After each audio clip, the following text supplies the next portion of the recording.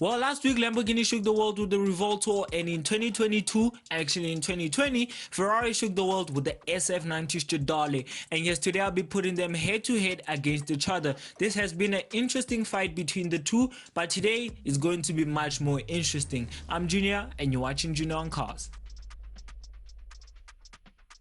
Jump into the video and start off with the Ferrari SF90 Stradale. Well, the SF90 Stradale will cost around $516,000, while the convertible version does cost a little bit more, or maybe if you add in some extras it will actually up the price than the usual price.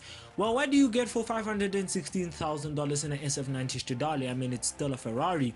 Well, you get a 4-liter twin turbocharged V8 with 3 electric motors producing around 1000 horsepower and 590 newton meters of torque.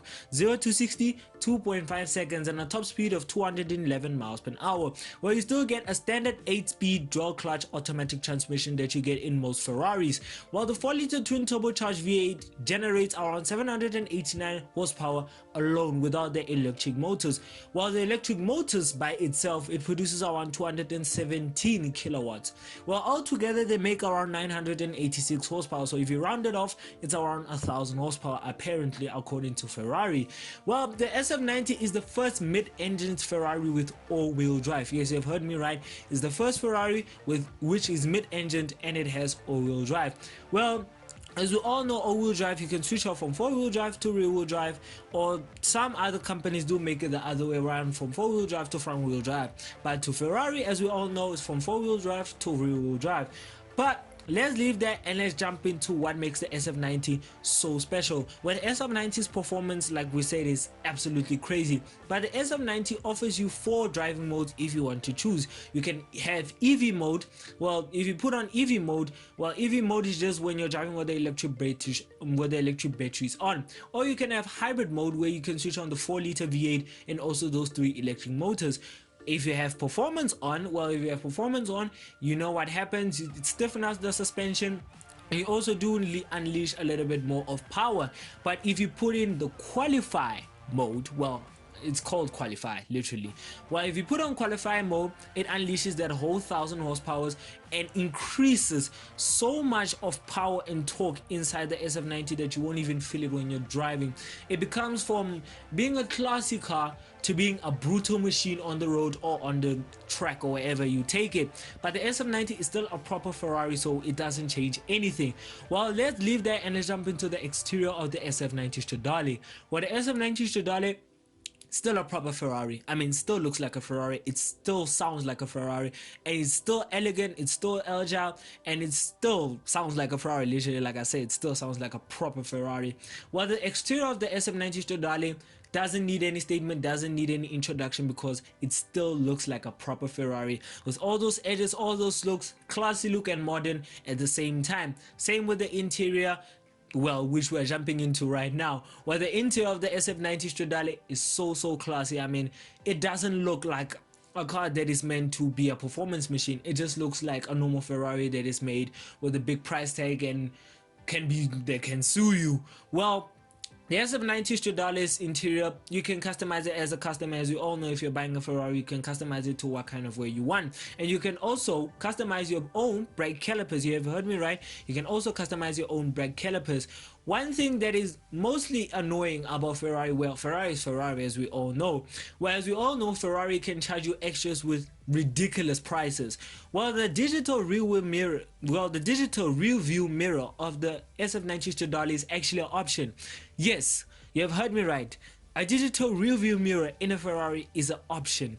I have no idea how the Ferrari come to that point that they actually have to give you a digital rear view mirror as an option, because if you have to reverse, okay man, if you have to reverse the SF90, you have to stick your head out of the window to reverse it properly, because of the window at the back is so small, because of that V8 is so big and it blocks the way to see at the back. So same thing with the Jaguar F-Type, if you know it, the SVR version. The windows are so small you can't even see when you're reversing, so the SF90 is the same problem. But Ferrari felt like they can charge you for unnecessary stuff. Well, they do charge you for a digital rear view mirror, but as a person who gives out advice, I think this is the best advice I can give you. Get that rear view mirror camera, because you will need it when you're parking an SF90, because it's not easy to park an SF90 without a rear view camera. So a best option, do take it. Well, like I say, you can customize your own upholstery in the Ferrari SF90 Stradale, but I do recommend that you do choose better colors than idiotic people that chooses it. And you also do get options of having Alcantara or maybe leather in your SF90 Stradale, but I think the best option to have in the SF90 Stradale is the red color of the seats. I mean, best color ever seen. Red, or I mean leather or Alcantara, it doesn't matter. It still looks like a proper Ferrari, still sounds like a proper Ferrari, like I said. But is the SF90 Stradale better than the Lamborghini Revuelto? Yes, as we all know, the Lamborghini Revuelto is actually the replacement of the Avantador. As we all know, the Ultimate was the last Avantador, and Lamborghini said yes, they were making a new replacement for the Lamborghini Avantador. Well, this is the replacement of the Avantador, the Revuelto. Well, the Revuelto will cost you around $890,000. That is the starting price, if you have heard me properly. That is the starting price of the Revuelto.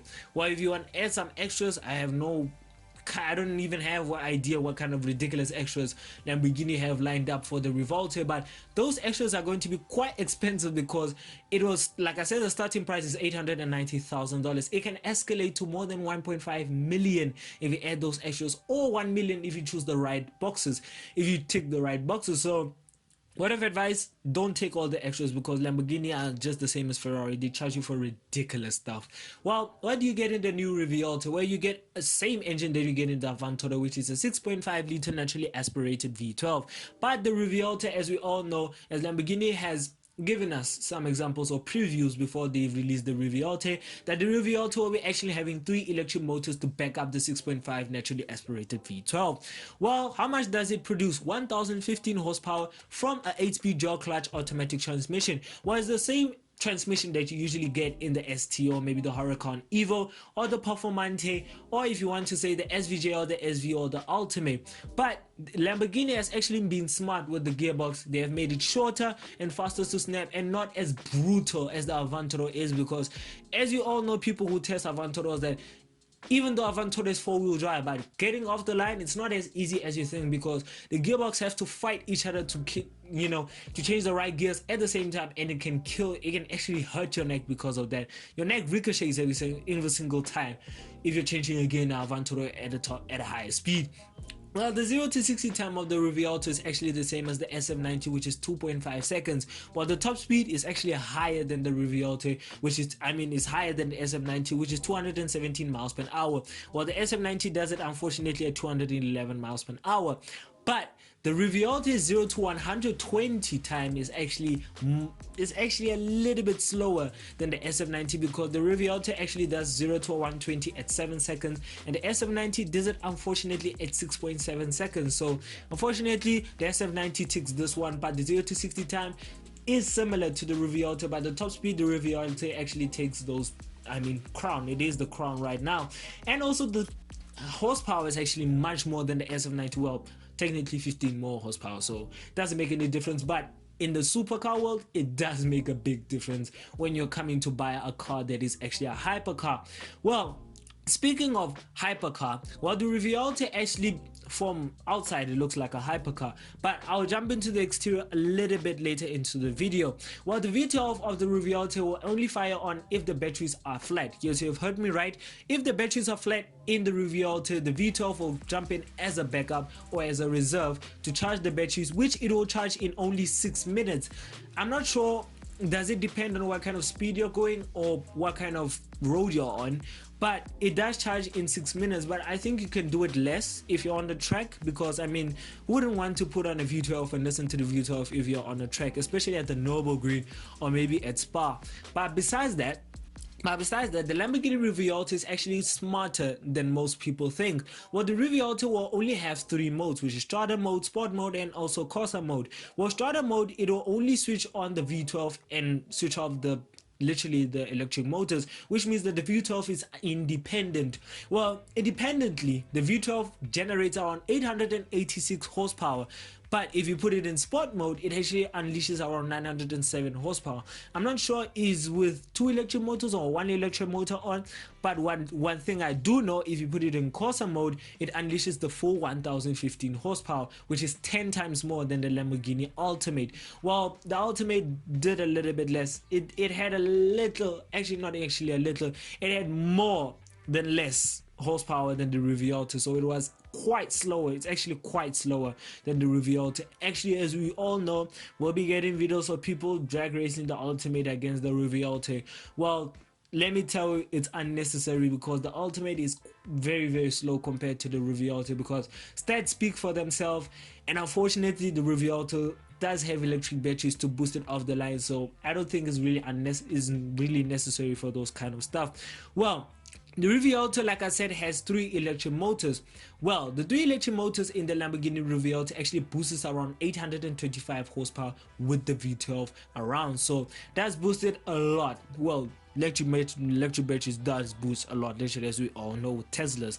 Well, like I said, the electric motors alone do boost around 825 brake horsepower, but those electric motors are actually sitting in a kind of different way. Well, Lamborghini was smart. Instead of making a 4-wheel drive, drivetrain for something like that, but Lamborghini has been actually smart with this. They actually put 2 electric motors at the back and 1 in the front, which means that if you put it off the line, it will be actually much more faster off the line, in my own perspective. But Lamborghini do find it in their kind of way that is 4-wheel drive and everything like that, but it isn't really that interesting. But besides that, it is still the same. Well, the new Revuelto, actually, let's jump into the exterior. Well, the Revuelto actually's air vents are so close to the engine that Lamborghini couldn't even make out pop-out door handles. So in my last video, I actually made a mistake of saying that they actually do make pop-out, and they do pop out, where they don't actually. There are hidden handles inside the Lamborghini V12's doors. I mean the Lamborghini Revuelto's doors. Because of, reason being, Lamborghini has actually been smart with the aerodynamics of the Revuelto, because the Revuelto was meant to, achieve greater heights than the normal Avantador. So when Lamborghini was smart with this, they actually made hidden door handles, which is going to be a bit of a challenge if you do own a car like this, to find the door handles to open your car. But Lamborghini was smart because the air intakes of the Lamborghini Revuelto is actually so close to the door handles that Lamborghini couldn't make out pop-out handles. They had to make it hidden handles because of the air dynamics, and also if you're driving on the track and something like that.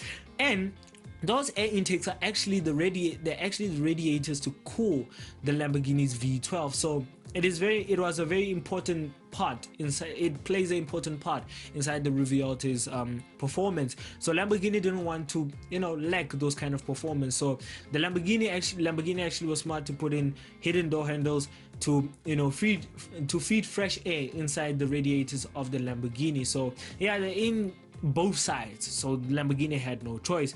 But let's leave that and let's jump into the exterior of the Lamborghini Revuelto, and my god, it does look absolutely cool. I mean, it's still Lamborghini, it's still idiotic, and it still looks pretty beautiful, because the Revuelto, yes, I know it's the replacement of the Avantador, but it doesn't matter, because not many people are gonna see the Revuelto as a replacement for Avantador, because the Avantador is irreplaceable. I mean, everybody says that, even I say that, because the Revuelto can't really replace the Avantador, because the Avantador is just a masterpiece. It's just the best car to be made out of Lamborghini. Yes, I know Lamborghini gave us the Huracan and the Murcielago, the Diablo, and also the other cars such as the Countach, but this one is a special car, the Avantador. None Lamborghini can replace that. Literally, even the Revuelto can't replace that.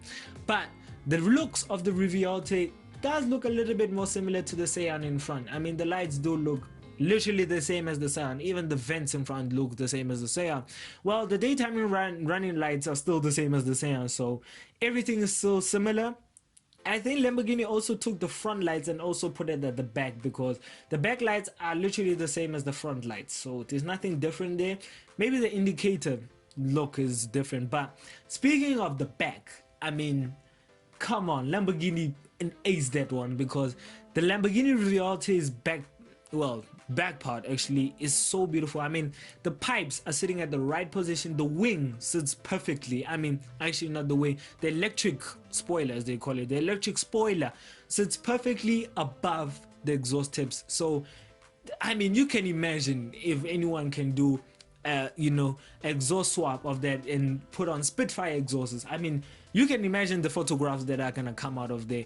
But I just hope the Revuelto does spit a lot of flames like most Avantadors do, because they're replacing the Avantador, so we're expecting most stuff to come the same as the Avantador. Because I mean, come on, what kind of Lamborghini doesn't spit out fire? I mean, every single Lamborghini spits out fire, besides the Huracan, because the Huracan, normal Huracan is a bit, I don't know, show off car. But besides that, the Lamborghini Revuelto tips at the back perfect. The wing is also perfect. I mean, spoiler is also perfect. The back part of the Revuelto does look okay, but the sides do remind me a lot of the Countach, especially the doors and also the Diablo. Well, the front part does actually look a little bit similar, if you can notice a lot. The big nose does actually look more similar to the Murcielago. So I don't know for many people, but for me it does.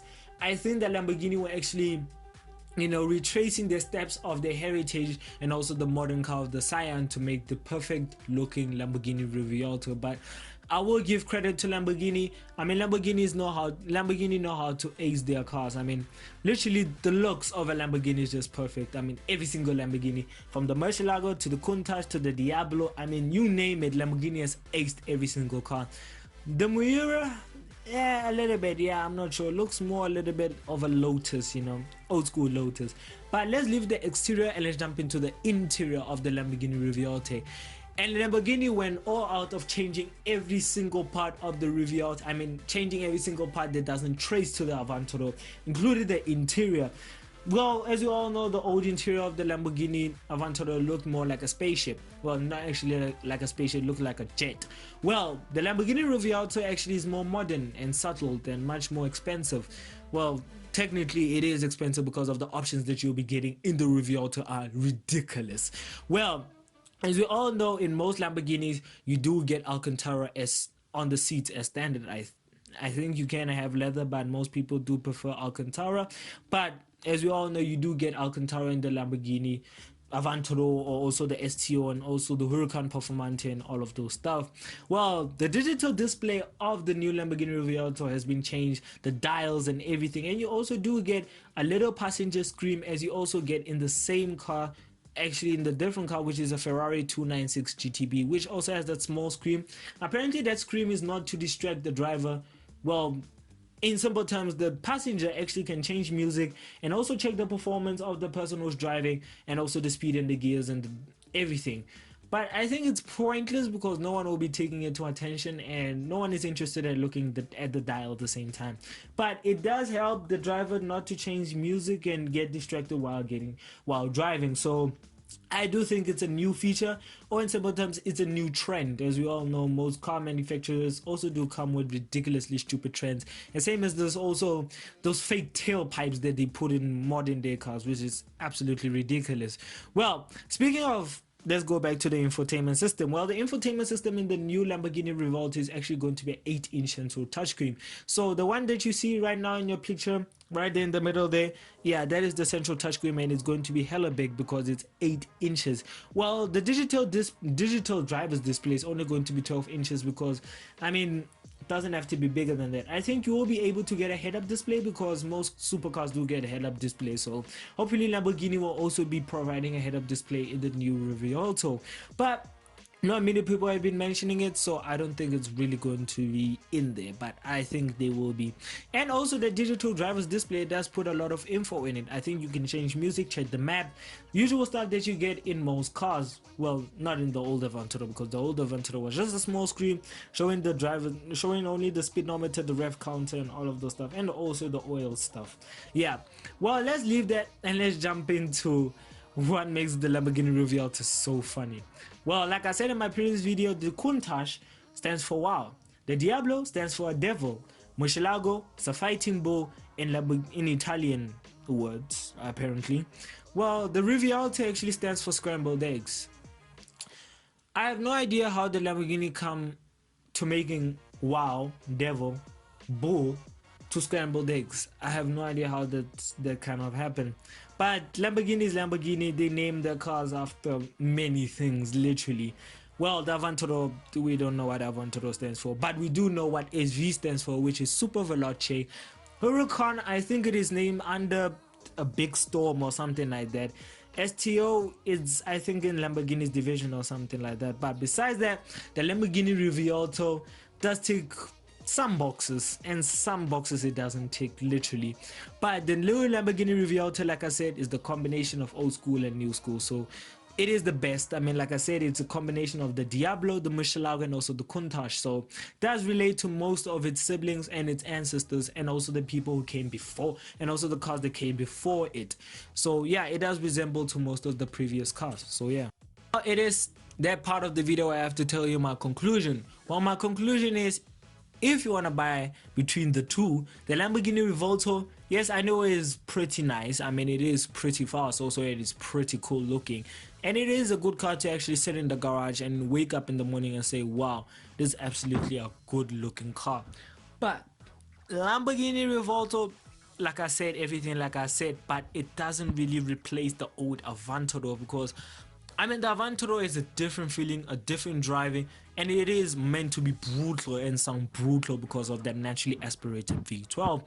But the SF90 Stradale is still a proper Ferrari. I mean, it still maintains looking like a Ferrari, still sounds like a Ferrari, and it still drives like a Ferrari.